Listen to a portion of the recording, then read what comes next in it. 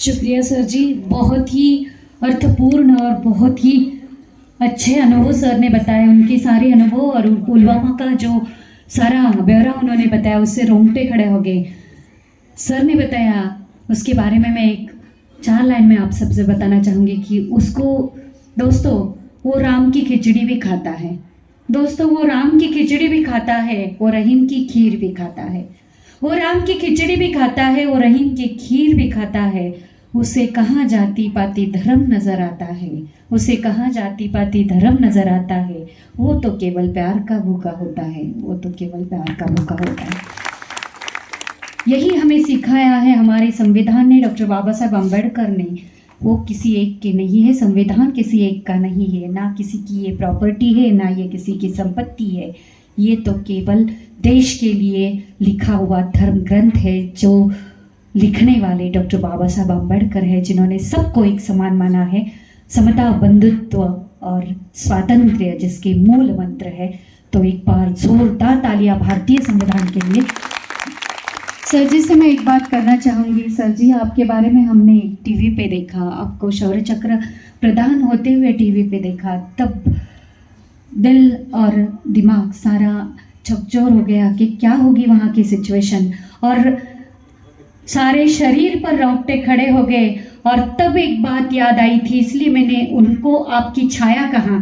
तब एक बात याद आई थी कि हम सब नारियां कितनी छोटी होती है, हमसे तो बड़ी केवल ये जैसी होती है जो अपने पति को भारत देश के लिए देती है।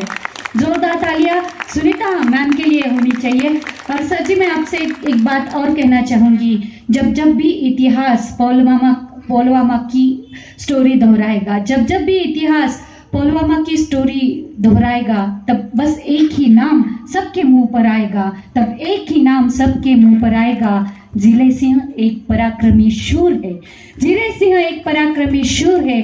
हम सबको उनको फक्र है, इसीलिए भगवान के साथ साथ भारत सरकार ने उनको दिया शौर्य चक्र है, शौर्य चक्र है। जोरदार तालियां।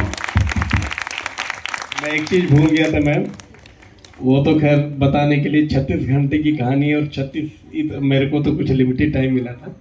जब मैं ऑपरेशन में जा रहा था, तो आपको मालूम है ऑपरेशन में जाते हैं तो ये बोलते हैं इसको फील मत करना, रिकॉर्ड भी मत करना, नहीं तो अलग हो जाएगा। तो सब बोलते हैं कि बचेंगे कि नहीं बचेंगे, क्योंकि आपको मालूम रहता है कि इस ऑपरेशन में सफलता कितनी है और नुकसान कितना होना। हमें मालूम है, ये फौज वाले पीछे बैठे उनको सबको मालूम है। जब हम किसी ऑपरेशन में कुछ लॉन्च करते तो हमें पहले आवाज़ हो जाता है इसमें यार नुकसान भी हो सकता है, बच भी पता नहीं बचेंगे कि नहीं बचेंगे।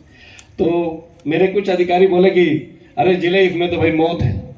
मैंने कहा सर आज मौत से ही लड़ते हैं। नहीं, कोई बात नहीं, मौत तो एक बार ही आनी है ना, बार बार थोड़ी आती है। कायर हर रोज मरते हैं और बहादुर एक बार ही मरता है। तब एक बात दिमाग में और आई कि एक बार श्रीमती जी से भी बात कर लेते, पता नहीं फिर मिलेंगे कि नहीं मिलेंगे। नहीं, तो मैंने फ़ोन किया कि मैं ऑपरेशन में जा रहा हूँ। तो मैडम तो अपने एक छोटा सा मंदिर उसमें बैठ गई, छोटे छोटे 2 बच्चे थे। तो हमने यही कहा कि भाई अगर कोई गलती हो तो माफ़ करना और बच्चों का ध्यान रखना, अगर जिंदा रहे तो मिलेंगे। तो ये बोली नहीं नहीं आपकी जीत क्या होंगे। तो जब पता चला कि नहीं अब तो जीत निश्चित है, पक्का जीत है। और यही कारण था कि इन्होंने 36 घंटे तक ये रो रही है, 36 घंटे तक कुछ नहीं खाया। और ये भी उस टाइम भी रो ही रही थी जब मिला था, जबकि अभी भी रो रही है। लेकिन वो जब भी बात याद आती है तो वो रोना ही आ जाता है, क्योंकि उसके बाद आपको मालूम है सरकार कुछ भी दे, लेकिन आदमी की पूर्ति तो आदमी ही करता है।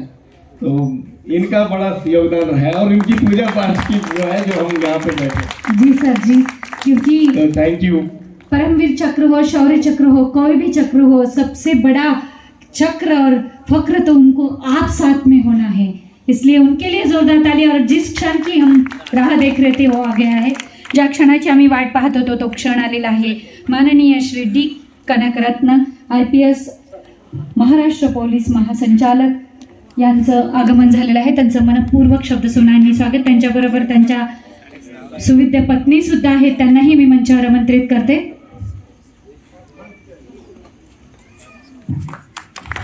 जिनकी राह हम देख रहे थे.